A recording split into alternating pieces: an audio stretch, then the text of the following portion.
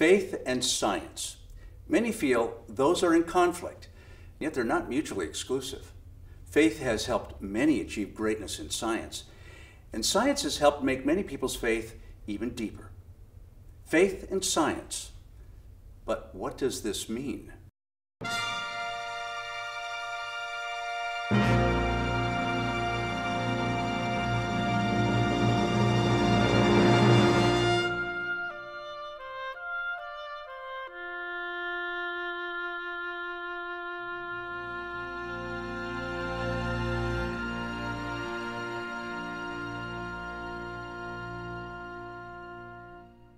We say in the Nicene Creed that we believe in God, the creator of all things, visible and invisible, or seen and unseen.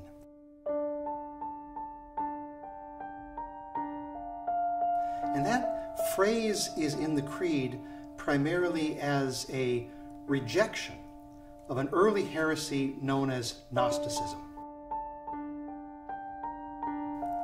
And the Gnostics said that this visible, physical world around us is not the good creation of God the Father, but is in fact an evil product of some lesser God.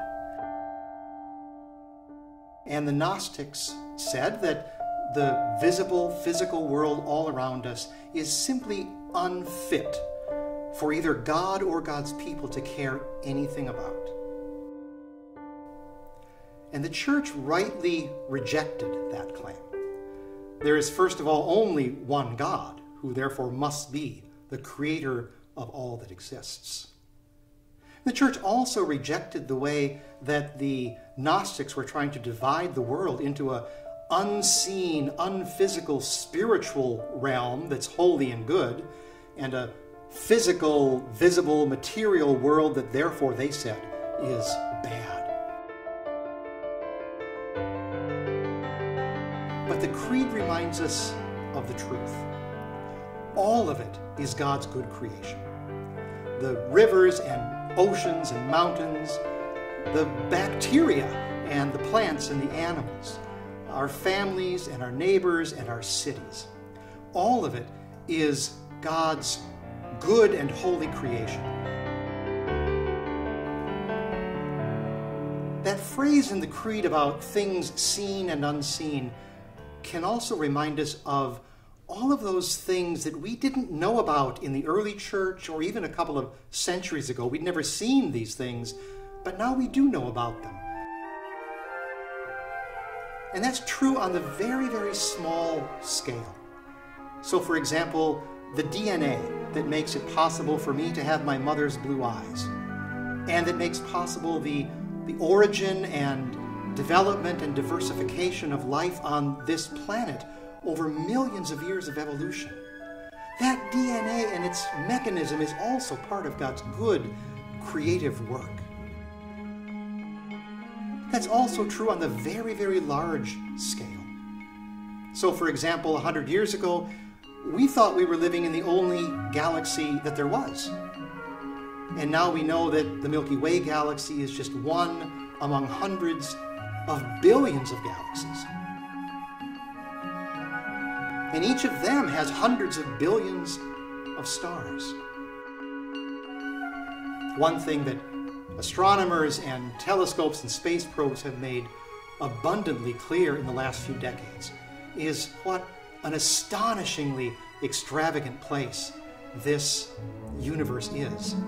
And so our thinking about God as creator, our confessing God as creator, has to have room in it for all of that time and all of that space and all of this extravagant universe.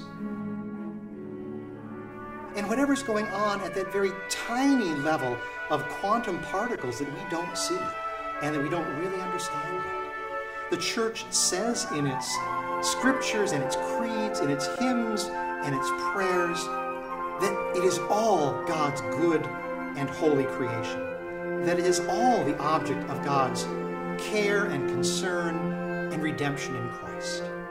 Every created thing is in some way a reflection of God's own glory. And so Science is not the opponent of faith. I think that science has broadened our perspective and deepened our appreciation for what it means to say that we believe in God, the creator of all that exists.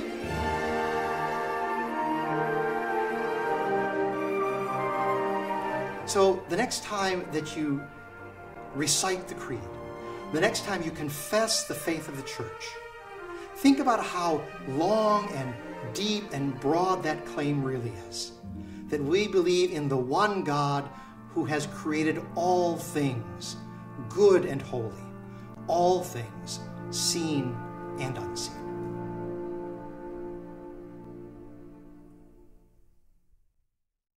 There's a brief look at the relationship between faith and science.